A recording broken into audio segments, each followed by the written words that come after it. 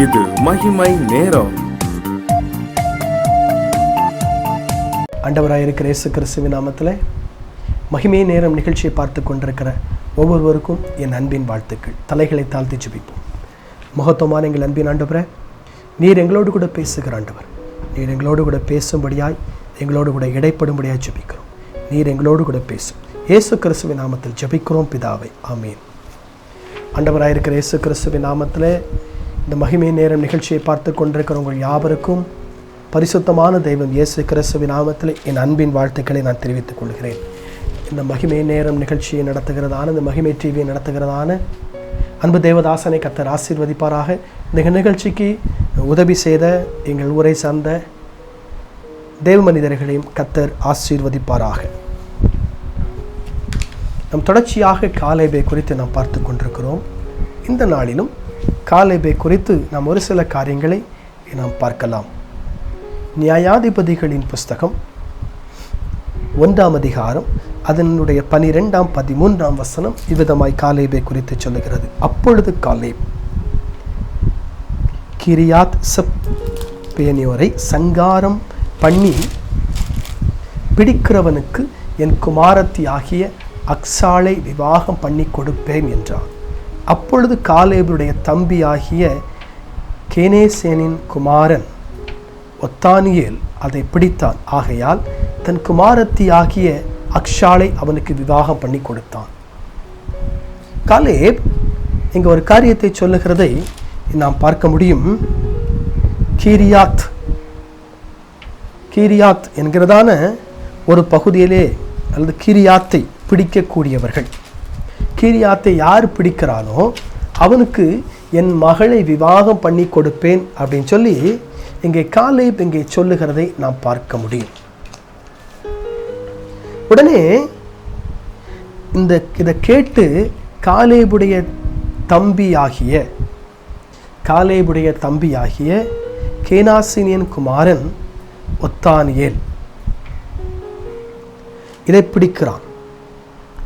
அதாவது காலேபுடைய தம்பி அப்படின்னா நெருங்கிய உறவினரில் இவனுக்கு ஒரு தம்பி, நெருங்கிய உறவினரில் ஒரு தம்பி. ஏன்னா காலேபுடைய தகப்பன் வேறு, இங்கே தகப்பன் வேறு. காலேபுடைய தகப்பன் எப்பூனியன் குமாரனாகி காலேப் என்று சொல்லப்பட்டிருக்கும்.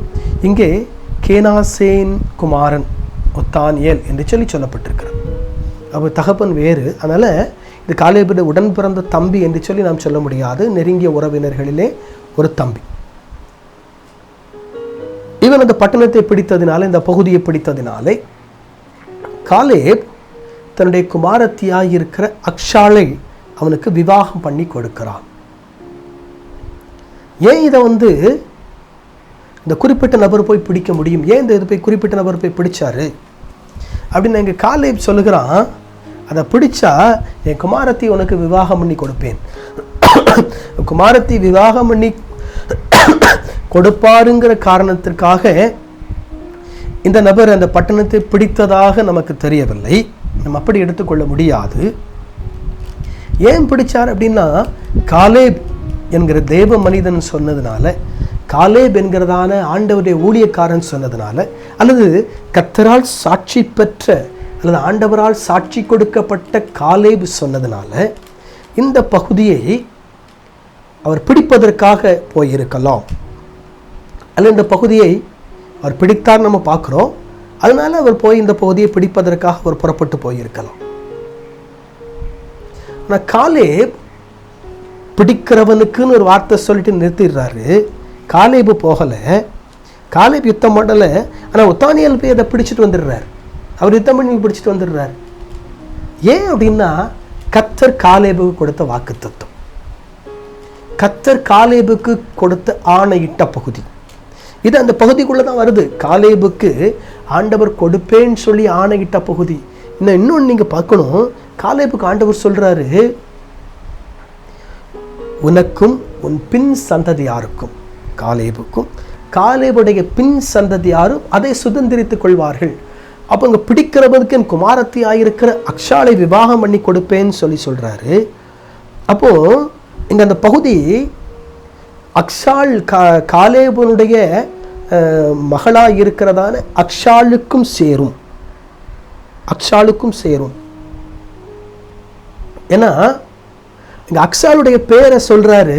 ஆண்டவர் ஏற்கனவே வாக்குத்தத்தம் கொடுத்திருக்கிறாரு, உனக்கும் உன் பின் சந்ததி யாருக்கும் அந்த இடத்தை கொடுப்பேன், அவங்க அதை சுதந்திரித்துக் கொள்வார்கள். அவங்க காலேபுடைய குமாரத்தியாய் இருக்கிறதான அக்ஷாலை ஒருவன் விவாகம் பண்ணணும் அப்படின்னா அந்த இடத்தை பிடிக்கணும். அந்த இடம் இங்க அக்ஷாலுக்கும் சொந்தமாக மாறிவிடும்.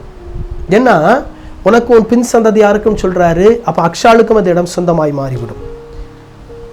எப்படி மாறும்? எப்படி மாறும்? வேதம் தெளிவா இங்க சொல்லப்பட்டிருக்கிறது. இங்க 14ஆம் வசனம் 15ஆம் வசனத்தை பார்த்தீங்கன்னா, அவள் புறப்பட்டு போகையில் என் தகப்பனிடத்தில் ஒரு வயல்வெளியை கேட்க வேண்டும் என்று அவரிடத்தில் உத்தரவு பெற்றுக்கொண்டு கழுதை மேல் இறங்கினாள். காலேப் அவளை நோக்கி, உனக்கு என்ன வேண்டும் என்றான். அப்பொழுது அவள், எனக்கு ஒரு ஆசீர்வாதம் தர வேண்டும், வறட்சியான நிலத்தை எனக்கு தந்தீர், நீர்ப்பாய்ச்சலான நிலங்களையும் எனக்கு தர வேண்டும் என்றான். அப்பொழுது காலேப் மேற்புறத்திலும் கீழ்ப்புறத்திலும் அவனுக்கு நீர்ப்பாய்ச்சலான இடங்களை கொடுத்தான். எங்க? அந்த தேசத்துல உனக்கு முன் பின் சந்ததி யாருக்குன்னு வாக்கு கொடுக்கிறார். அப்போ ஒத்தானியேல் என்பவன் காலேபுடைய பின் சந்ததியான். ஏன்னா காலேபுடைய பின் சந்ததி என்று சொல்ல விட காலேபுடைய தம்பி, காலேபுடைய நெருங்கிய உறவினன், காலேபுடைய தம்பி. இங்கே சொல்றார், நீயும் உன்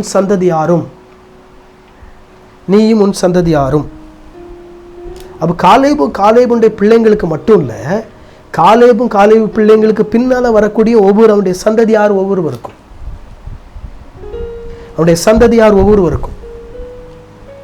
காலேபுடைய சந்ததியை சார்ந்து வருகிற ஒவ்வொருவருக்கும். அப்போ இந்த ஒத்தானியலுக்கும் அதில் பங்கு உண்டு. அது மட்டும் இல்லை, இந்த அக்ஷாலை அவன் திருமணம் பண்ணுகிறதுனாலே, இந்த அக்ஷாலை அவன் விவாகம் பண்ணுகிறதுனாலே இந்த ஒத்தானியலுக்கும் அதிலே பங்கு உண்டு. இன்னும் நம்ம காலேபை குறித்து பார்த்தோம் அப்படின்னு சொல்லி சொன்னா, இதே நாளாகமத்தின் புஸ்தகம் 1ஆம் அதிகாரம் 20ஆம் வசனம் காலேபை குறித்து விதமாய் சொல்லுகிறது. மோசே சொன்னபடியே எபுரோனை காலேபுக்கு கொடுத்தார்கள், அவன் அதிலிருந்து ஏனாக்கின் 3 குமாரையும் துரத்தி விட்டான். பலசாலிகளாக இருந்த, எல்லாத்திலையும் தலை சிறந்தவர்களாக காணப்பட்ட ஏனாக்கியரை காலேப் துரத்தி விடுகிறார். ஏனாக்கியரை காலேப் துரத்தி விடுகிறார். எங்கிருந்து துரத்தி விடுறாரு? எப்ரோனிலிருந்து துரத்தி விடுகிறார். ஒருவராலும் முடியாத காரியத்தை, ஒருவராலும் செய்ய முடியாத காரியத்தை இந்த காலேப் செய்கிறதை நாம் பார்க்க முடியும். ஏன் இந்த காலேப் இதை செய்கிறாரு? இவ்வளவு நாள் இந்த நாட் தொடர்ச்சியாக நாம் காலேபை குறித்து நாம் தியானித்தோம். எல்லா காரியத்திலும் காலேபை குறித்து தியானிக்கும் போது கிருபை அவனோடு கூட இருந்ததை நாம் பார்த்தோம்.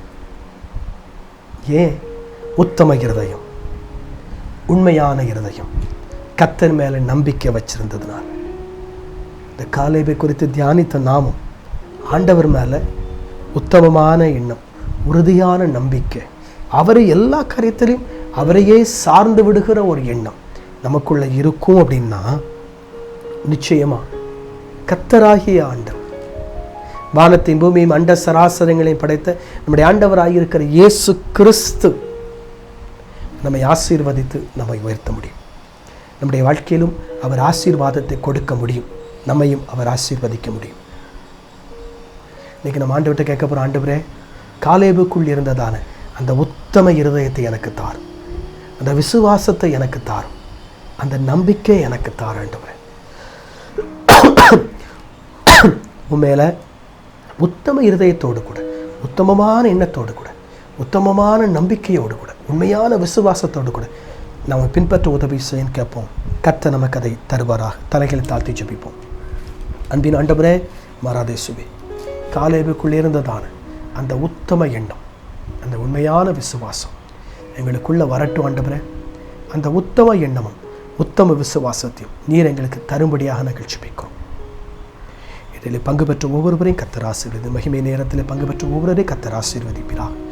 ஒவ்வொருவரையும் கர்த்தர் வழி நடத்தும், பலப்படுத்தும், பாதுகாத்தலும். தேவைக்காக யாரெல்லாம் ஜெபித்துக் கொண்டிருக்கிறார்களோ, பிரச்சனையில் யாரெல்லாம் இருக்கிறார்களோ, போராட்டத்தில் யாரெல்லாம் இருக்கிறார்களோ, நெருக்கத்தில் யாரெல்லாம் இருக்கிறார்களோ, இயேசு கிறிஸ்துவின் வல்லமையுள்ள நாமத்தில் பிரச்சனைகளும் நெருக்கங்களும் போராட்டங்களும் விலகட்டும் என்று நான் கட்டளை கொடுக்கிறேன். கர்த்தர் காத்துக்கொள்ளும். இந்த மகிமை டிவியை நடத்துகிற தேவதாசனோடு கூட இருப்பீராக. இந்த நிகழ்ச்சியை ஒளிபரப்ப உதவி செய்து என்னுடைய ஊரை சார்ந்த சகோதரர்களோடு கர்த்தருடைய கரம் இருக்கட்டும். அவர்களை கர்த்தர் நடத்தும். இயேசு கிறிஸ்துவின் நாமத்தில் ஜெபிக்கிறேன் பிதாவே, ஆமென்.